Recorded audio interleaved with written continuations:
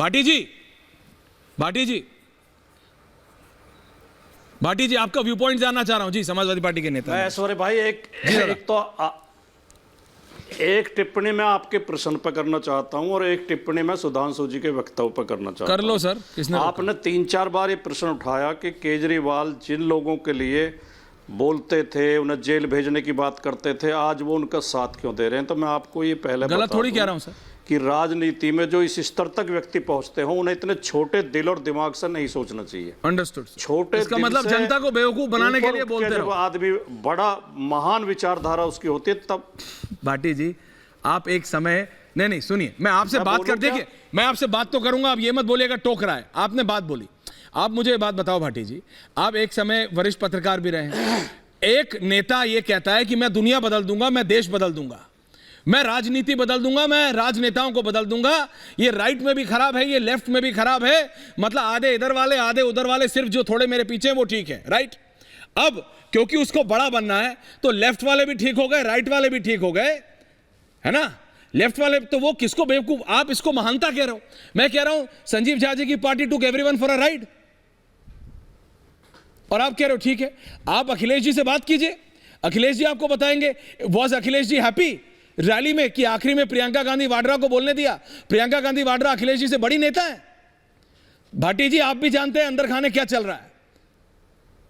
अब सुधांशु जी आ रहा हूं इसके बाद। जी प्लीज बोलिए भाटी जी, अगर आपकी इजाजत हो। अरे इजाजत की बात नहीं है, नाराज मत हो। अगर आपने हमें आपका भाषण सुनने के लिए बैठाए हो यार, तो हम भाषण सुनते रहेंगे। हाँ बोलिए, बोलने का समय था तो थोड़ा बोलो सर, बोलो। मैं कहना यह चाहता हूं कि राजनीति में, और जो राष्ट्रीय स्तर की राजनीति कर रहे हो, चाहे छोटी भी राजनीति करते हो, राजनीति में भी और पत्रकारिता में भी व्यक्तिगत खुन्नस के लिए कोई जगह नहीं है, व्यक्तिगत रंजिश के लिए कोई जगह नहीं है। सबको देश हित सोचना चाहिए, समाज हित सोचना चाहिए। चिंता देश के संविधान की, देश के विकास की होनी चाहिए, देश के नागरिकों की होनी चाहिए। ये बहुत ओछी बातें हैं कि किस व्यक्ति ने मेरे बारे में क्या बोला था, किसने मेरे पिता के बारे में क्या बोला था, अब मैं उससे बदला लूं। ये बदले की भावना आम लेवल से भी निचले स्तर के लोगों में होती है। ये जो एक लेवल से उठ जाते हैं लोग, जिनका हृदय विशाल हो जाता है, जिनके अंदर समाज और देश के प्रति प्रेम उत्पन्न हो जाता है, फिर वो व्यक्तिगत खुन्नस नहीं रखते। तो आपका ये सवाल ही एकदम रिजेक्ट है कि उन्होंने क्या बोला था केजरीवाल ने, आप उनके साथ खड़े हो। हम देश के संविधान के किसी व्यक्ति के लिए नहीं खड़े, हम देश के संविधान के लिए, देश के लोकतंत्र के लिए खड़े हैं। ठीक है, सवाल रिजेक्ट है। टिप्पणी जो अभी सुधांशु जी ने प्लीज बोलिए। सुधांशु जी ने बड़ी चालाकी के साथ, बड़ी वाकपटुता के साथ अपने आप को बचा लिया और न्यायालय को आगे कर दिया। न्यायालय की आड़ में अपने पाप छिपाने का प्रयास किया। न्यायालय की उपलब्धियां बताई, उस फैसले में ये दिया निर्णय दिया, उसमें ये निर्णय दिया। अरे भैया, न्यायालय आपके अधीन थोड़ी है। सुधांशु जी, आप न्यायालय के फैसलों का श्रेय किस आधार पर ले रहे हैं? आपने तो गंदगी मचा रखी है देश में। आपकी पार्टी ने, आपकी सरकार ने तो अत्याचार अनाचार मचा रखा है। आप तो पकड़ के चुने हुए लोगों को, जो बहुमत से चुन के आए, जो सिटिंग मुख्यमंत्री, राज्यसभा सदस्य, मंत्री, आप उन्हें जेल भेज रहे हैं। और आप पीएमएलए एक्ट में इस तरह के प्रावधान कर रहे हैं कि जब तक आपकी मर्जी नहीं होगी कोई जेल से बाहर आ नहीं पाएगा। और अगर आज संजय सिंह को 6 महीने जेल में रखने के बाद आज ईडी उनकी बेल का अपोज नहीं कर रही है, तो इसका मतलब उन्हें जेल में रखने की जरूरत नहीं थी। तो इन 6 महीने का हिसाब कौन देगा? बताओ संजय। 6 महीने सुधांशु जी, उन्हें रहना पड़ा भाई बड़े चालाक आदमी है, परेशानी भुगतनी पड़ी है, दर्द भुगतना पड़ा। इसका जवाब कौन देगा? इसका सुधांशु जी जवाब दीजिए। संजय जी आ रहा हूं, उसके बाद पंकज जी आ रहा हूं, संजीव झा जी आ रहा हूं। मैं बिल्कुल जवाब देता हूं। राजकुमार भाटी जी ने कहा कि हमारी सरकार चुन कर इनको जेल भेज रही है, तो मैं पंकज जी, राजकुमार जी, संजीव जी, तीनों का ध्यान आकर्षित करना चाहता हूं ध्यान आकर्षण प्रस्ताव में। सुनिए राजकुमार जी, ये सोनिया जी और राहुल जी जिस मामले में बेल पे हैं, वो अक्टूबर 2013 में दिल्ली हाई कोर्ट के आदेश पर हुआ था, हमारी सरकार नहीं थी। 2011 में कनिमोझी और ए राजा जेल चले गए थे, हमारी सरकार नहीं थी।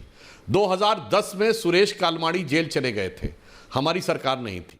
और आपके नेता मरहूम मुलायम सिंह यादव जी के विरुद्ध आय से अधिक संपत्ति का मामला 2006 और 7 में हुआ था। उस समय हमारी सरकार नहीं थी। यह ठीक है कि जब आपने न्यूक्लियर डील पे उनका समर्थन कर दिया था जुलाई 2008 में, दिसंबर 2008 तक उस केस पे क्लोजर रिपोर्ट लग गई थी। शिबू सोरेन जी जेल गए 2006 में, हमारी सरकार नहीं थी।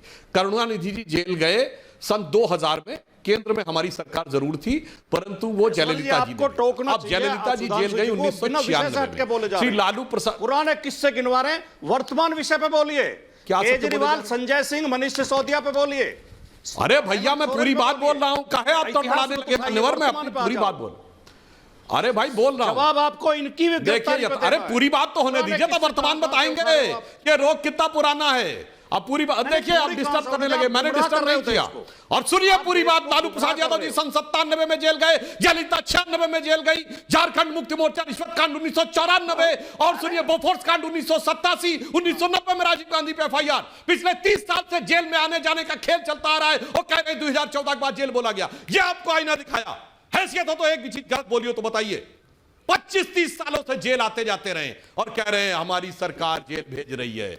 मैंने यथार्थ बोला है मान्यवर, इसलिए मैं कहता हूं देश के साथ छल मत करिए। और मैं फिर बताता हूं, आपका जैसा दर्द अभी यहां पे छलका, अरे यही तो 31 मार्च छल आप कर रहे हैं, जानते झूठा सब बोल लोग रहे हैं, टोटली में एकत्र थे। गुमराह आप कर रहे हैं। ऐश्वर जी एक पुराना गीत है, एक लाइन बोल दूं, ये सब एक ही मर्ज के मरीज थे, Everyone तो सब एक दूसरे से जानते क्या कह रहे थे? कभी खुद पे, कभी हालात पे रोना आया, बात निकली तो हर एक बात पे रोना आया। और आगे जानते क्या कह रहे थे? कौन रोता है किसी और की बात पे है दोस्त, सबको अपनी ही किसी बात पे रोना आया। सबको अपना अपना दर्द लग रहा था। अरे हम 25-30 साल से जेल जा रहे हैं, अब क्या, चलो भाई सब मिलके एक हो जाएं। जैसे जेल में जाकर सारे गुनहगार मिलकर एक हो जाते हैं, तो वैसा ही एक था। और दुख की बात क्या थी? 31 मार्च को रैली हुई स्वर्गीय शीला दीक्षित जी की जयंती के ऊपर, जिनके लिए चोर, बेईमान और सारी की सारी ऑटो के पीछे लिख दिया गया। मुझे लगता है उनकी रूह को कितनी तकलीफ हुई होगी कि हमारे लोग किस सीमा तक गिर जाएंगे। और जिनके विरुद्ध कहा गया बक्सा भर के सबूत हैं, बक्सा भर के सबूत हैं, जिस दिन हम आएंगे शीला दीक्षित जेल चली जाएंगी वगैरह वगैरह। इसलिए मैं कह रहा हूं ये रामलीला मैदान में जो लीला करने का प्रयास, संजीव झा जी जवाब दीजिए। पंकज जी आ रहा हूं। भली बात ही समझती है सारे राम मंदिर के विरोधी दल, संजय जी आ रहा हूं। हिंदू धर्म को समूल नाश करने का संकल्प लेने वाले दल, शीला दीक्षित जी की जयंती पर कांग्रेस उनके साथ आके खड़ी थी। और राजकुमार भाटी जी, मैंने 30 साल का चुप कराएंगे तभी तो मैं बोलूंगा। गलत हो, एक इनको तो बिल्कुल नहीं टोकते आप। नेता पहले भी जेल जा चुके। आपको भी नहीं टोकता हूं संजीव झा जी, बोलिए। संजय जी, संजीव जी बोलिए अब। अच्छा, अब मैं सुधांशु जी का प्रवचन सुन रहा था, और सुधांशु जी नीति की बात करते हैं, सुधांशु जी सिद्धांत की बात करते हैं। तो सुधांशु जी जब पीडीपी से सरकार बनाए थे जम्मू कश्मीर में, तब तो पता नहीं क्या क्या कहते थे। अगर वो स्टेटमेंट दोहरा दूं तो मुंह दिखाने लायक नहीं रहेंगे, लेकिन उसके साथ सरकार बना ली। और जब किसी चैनल पे था, जब उसने पूछा, उन्होंने कहा तो मैं तो मुस्लिम लीग के साथ सरकार बना ली थी। तो हमारा कोई नीति नियत इसमें, सत्ता के सामने हम नीति सिद्धांत नहीं देखते हैं, एक बात। दूसरी बात, प्रधानमंत्री क्या क्या कहते थे अजीत पवार के बारे में, प्रफुल्ल पटेल के बारे में, शुभेंदु अधिकारी के बारे में, इनके पार्टी के लोग क्या कहते थे, नीतीश जी के बारे में क्या कहते थे। फिर किस मुंह से अपने पास शामिल करा लिए, समझ में नहीं आया।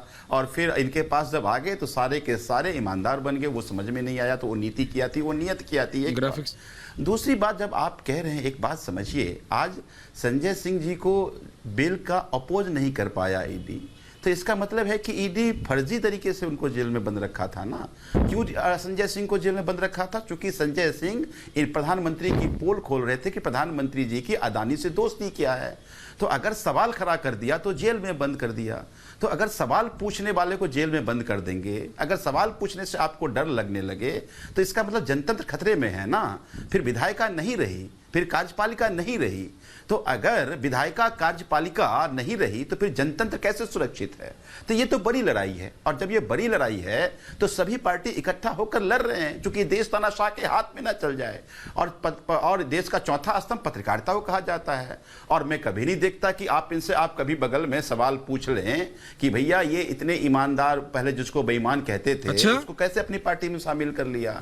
और आप बिल्कुल नहीं पूछते इनसे कि भाई ईडी के जरिए आप कहते थे बड़ा घोटाला, बड़ा अशोक चव्हाण से लेके अजीत पवार तक बिल कैसे मिल गई। सुनिए, तो पत्रकारिता फिर संजीव झा जी, हाँ, फिर पत्रकारिता भी अजीत फेल हो पवार रही से है। लेके अशोक तो मुझे चव्हाण लगता है तक कि अब सारी उम्मीद बीजेपी को न्यायपालिका से जवाब है। देना होगा। तो अगर जैसे आपको देना होगा, जनता जवाब देगी। समझिए कि अगर समझिए लोकतंत्र के 4 स्तंभ में 4 पांव में 3 पांव टूट गया हो तो फिर लोकतंत्र खड़ा कैसे रहेगा? संजीव जी, तो देखिए, अब ये लड़ाई लोकतंत्र को खड़ा रखने बिल्कुल, की है संजीव जी। और इसीलिए हम नहीं, आप अलग पहले अलग अपनी बात पार्टी पूरी कर नहीं लीजिए। हैं, लेकिन बात संविधान जनतंत्र की आ रहा हूं संजय जी, आ रहा हूं। बात अगर संविधान जनतंत्र की आ जाएगी तो हम हर तरह की सेक्रीफाइस से, हर तरह की कॉम्प्रोमाइज, यही बात तो आपने रामलीला मैदान में कही थी क्योंकि कि देश को बचाना है। बातें रहेंगी।